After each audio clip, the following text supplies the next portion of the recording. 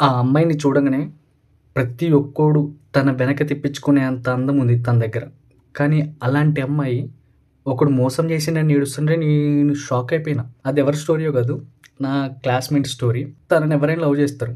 కానీ తను మాత్రం వాళ్ళ మేనత్త కొడుకు ప్రపోజ్ చేస్తే, సరే ఎట్లనైనా బావే కదా! మేనత్త కొడుకే కదా! పెళ్లి చేసుకుంటే 2 ఫ్యామిలీస్ కలిసి ఉంటాయి కదా! అని చెప్పి వాళ్ళ బావకి ఓకే చెప్పింది. వాళ్ళు రిలేషన్‌షిప్‌లో 4 ఇయర్స్ ఉన్నారు. ఆ 4 ఇయర్స్ రిలేషన్‌షిప్‌లో వాళ్ళు తిరగని ప్లేస్ అంటూ లేదు.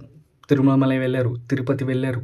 ఈ ప్లేసెస్ అనే కాకుండా వాళ్ళ ఊరు చుట్టుపక్కల ఊర్లో ఏ గుడికి, ఏ బడికి వీళ్ళ ప్రేమ గురించి తెలియనోళ్ళు అంటే తెలియని ప్లేసే లేదనమాట. వీళ్ళు తిరగని ప్లేసే లేదు. అంత మంచిగున్నోళ్ళు వీళ్ళకేం థాట్ వచ్చిందంటే, మన ఇద్దరికి ఒక మ్యూచువల్ ఇన్‌స్టా పేజ్ క్రియేట్ చేసుకుందాం అని చెప్పి అనుకోని ఇద్దరు ఒక ఇన్‌స్టా ఐడీ క్రియేట్ చేసుకున్నారు. పాస్వర్డ్ చెప్పిండు వాళ్ళ బావ ఇది పాస్వర్డ్ అని చెప్పి. అయితే పాస్వర్డ్ తీసుకొని లాగిన్ అయింది. ఇన్ని 4 ఇయర్స్ వాళ్ళ బావతో రిలేషన్‌షిప్‌లో ఉంది కదా! వాళ్ళ బావ ఎలా ఆలోచిస్తాడో ఈమెకి తెలియదా? సరే అని చెప్పి వాళ్ళ బావ ఫోన్ నంబర్ పెట్టి, ఇదే పాస్వర్డ్ ఏదైతే ఇచ్చిందో ఈ ఐడీకి ఆ పాస్వర్డ్ కొట్టింది. వాళ్ళ బావ మెయిన్ ఐడీ ఓపెన్ అయింది. ఏమని నవ్వింది. మా బావ తెలివి ఇంతేనా ఇట్లనే ఉందా అని చెప్పి, సరే 2 ఐడీస్‌కి అయితే మర్చిపోతాడని చెప్పి సేమ్ పెట్టిండేమో అనుకుంది. తీరా చాట్స్ అన్నీ స్క్రోల్ చేసుకుంటా పోతే ఒక అమ్మాయితో 2 ఇయర్స్ రిలేషన్‌షిప్ మెయింటైన్ చేస్తూ అమ్మాయితో పర్సనల్ చాట్స్ మొత్తం చదివిందనమాట. అన్ని పర్సనల్ చాట్ చూసే తర్వాతకి అతను మాత్రం నార్మల్‌గానే ఈమెతో ఉంటుండు బాగానే. కానీ ఈమె మాత్రం ఏం చెప్పకుండా తెలియనట్టే ఉంటుంది. కానీ అతని యాక్టింగ్ చూసాక కూడా తట్టుకోలేక ఒకసారి డైరెక్ట్‌గా అడిగిందంట. "ఏంటిది నేను ఉన్నాక కూడా వేరే అమ్మాయితో ఇట్లా చాట్ చేసినావు? అమ్మాయిని లవ్ చేస్తా అంటున్నావు, నువ్వు లేకపోతే ఉండలేను అంటున్నావు. ఏందిది ఫిల్టరింగ్ ఎందుకు చేస్తున్నావు ఆమెతో" అంటే, నీ వెనక ఇప్పటికి చాలా మంది అబ్బాయిలు పడతారు కదా!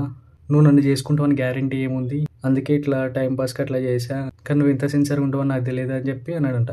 కానీ అతను చేసిన తప్పును ఒప్పుకొని సారీ అని చెప్పి రిక్వెస్ట్ పెడుతూ, వెనకబడుతూ సారీ మాట్లాడని చెప్పి అంటున్నాడంట. కానీ 4 ఇయర్స్ ఒక అబ్బాయి కోసం సిన్సియర్‌గా ఉన్న అమ్మాయి తీసుకోలేకపోయింది. నాతో ఉంటూనే వాడితో అమ్మాయితో ఎట్లా ఉంటుండు వాడు అని చెప్పి తీసుకోలేకపోయింది. ఈ అబ్బాయి కోసం ఈమె జాబ్ చేస్తూ, వాళ్ళ ఇంట్లో మనీ ఇస్తూ, హాస్టల్ ఫీజు కట్టుకుంటూ, అతనికి ఎటు లేదన్నా 1 ఇయర్ లోపల కొంచెం అంటే చిన్న ప్రైవేట్ జాబ్ చేసుకుంటూ 1 ఇయర్ లోపల తనకి మినిమమ్ 1,00,000 ఖర్చు పెట్టిందంట.